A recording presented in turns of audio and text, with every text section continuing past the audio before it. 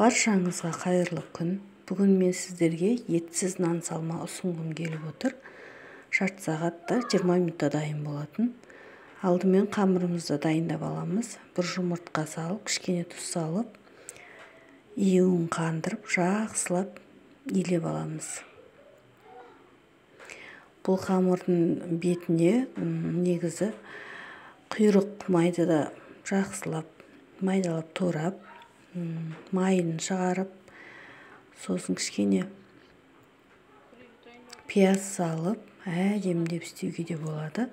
Менде құйрық болмағандықтан күйдірілген қолдың сары майын қолдандым. Бір 5-6 картошка қайнатамыз. Бетіне жұмыртқа қайнатып, сосын қамырдың суын дайындап қоямыз. Сосын қамырды жаюға кірісеміз.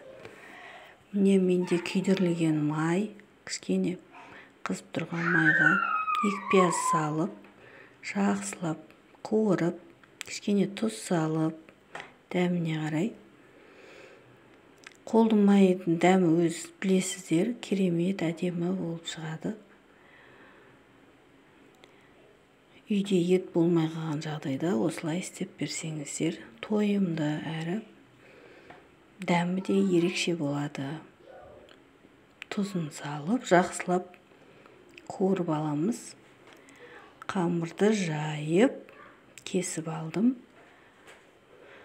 Қайнап тұрған суға салып пісіріп аламыз.